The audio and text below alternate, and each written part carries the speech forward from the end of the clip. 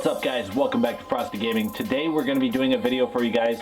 If you want to build like a $500 gaming PC, as you saw by the title above, if you want to build a $500 gaming PC for basically as little money as possible, I think the total cost of this was like $479 or something like that. You guys can check the links to double check me if you want to.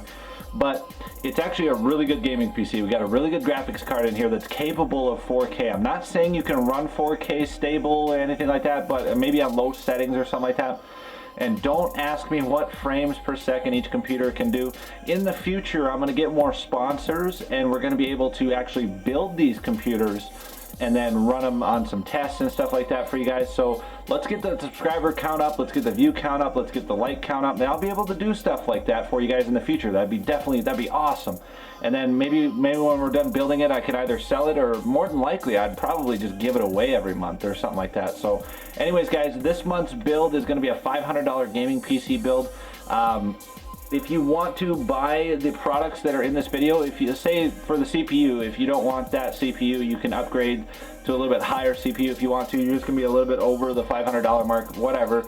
You can do whatever you want, just kind of tweak it. Just use the links down below of each of my videos. Actually, this video will have all the products that I list in this video. And also, if you want to buy any products that you see behind me, I always have those below my videos. So let's get into the build already. So for the CPU, we went with the AMD FX 6300. It has really good bang for the buck, 6 cores for max game time. If you guys haven't heard of this CPU, it's probably one of the most popular ones out there. The 8350 is probably #1 most popular CPU in the world. I used to run an 8350 in my old gaming case and my gaming setup, and it was pretty good. It lasted me quite a while. I never really had any problems with it, and the 6300 is no exception. So on to the motherboard. We have the GIGABYTE GA78 LMT blah blah blah whatever AM3 Plus motherboard. So this is going to be an AM3 Plus socket. It's a micro ATX board.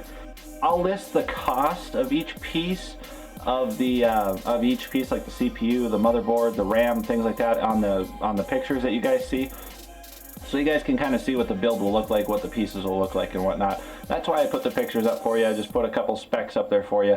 But anyways, on to the next part. So the RAM, we have G-Skill RIPJAWS X series 8 GB. So this is two 4 GB sticks. They're running at 1866 megahertz.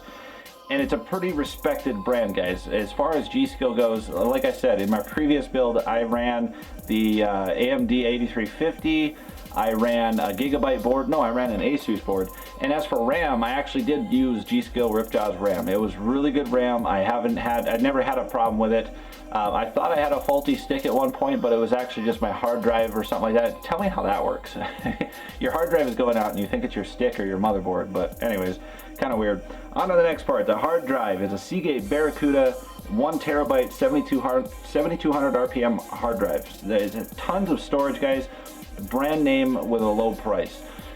SEAGATE, Western Digital, and what's the other one? SEAGATE, Western Digital, and Crucial, I think, are the top brands for CPUs.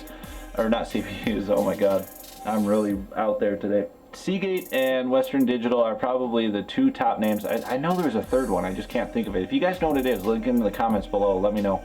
But SEAGATE's a pretty good brand. I've never used a SEAGATE drive, I've always used Western Digital, but I imagine SEAGATE's are pretty good as well. Now onto the GPU. It's a Radeon R9, I think this is an XFX brand. This is a Radeon R9 380. It's a 4 GB edition. You guys, on my previous $500 build, I linked, or was it the $800 build? It was 500 or 800, or 500 or 700. I linked the graphics card and only had 2 gigs of RAM. I'm sorry about that. Most games nowadays, the minimum is 2 gigs of RAM on the GPU. So I went ahead with a 4 GB card on this one. I hope you guys can get by with that. I mean, I have two 6 GB cards right now, 980 Ti's, and it does fine. I can run 4K or whatever, but yeah, you guys should be fine with 4 GB of RAM. I hope you're happy this time. So as for the case, we went with a ROSEWILL FBM01. I'm not sure the rest of the name on that. This is a micro ATX case, small form factor, and it has really good looks. It's actually kind of it's appealing to the eye. It's a nice case. It doesn't have too many lines on it like some NZXT cases of the past did.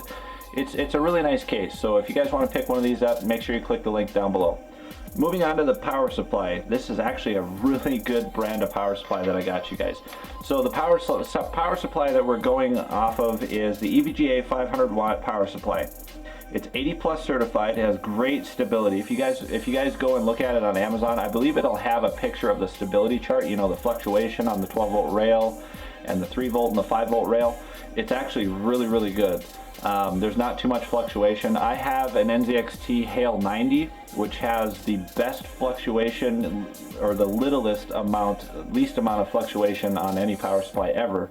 But EVGA is in a very close second. So also, it's a great brand name, guys. I can't say enough about EVGA. I'm running 2 EVGA cards right now, and they're really good. I've heard really good things about their motherboards. I've heard awesome things about their power supplies. I almost bought an EVGA power supply. One reason why I didn't, when I bought each graphics card, I bought them separately. I didn't buy them both at the same time. They were like a week apart. When I bought each graphics card, it came with a 50% off of power supply or a mouse from EVGA. And I decided not to do that because the Hale 90 that I got, the 1250 watt or 1200 watt Hale 90 power supply that I got, was white, first of all, to match my build, white and black. And EVGA's power supply, even though you had 50% off, the markup on those things is just crazy. With 50% off, I was still saving by going to the Hale 90s. And it was a better power supply overall as far as, like I said, the rails go and the stability. But anyways, guys, if you liked what you saw in this video, you guys want to do a $500 build or whatever you guys want to see next, let me know. Tomorrow is going to be, make sure you stick around for tomorrow. Tomorrow's going to be the Everyday Tech episode 2. I'm going to be going through one of my headsets, so tune in to see which one it is. And we'll see you guys in the next video. Stay frosty.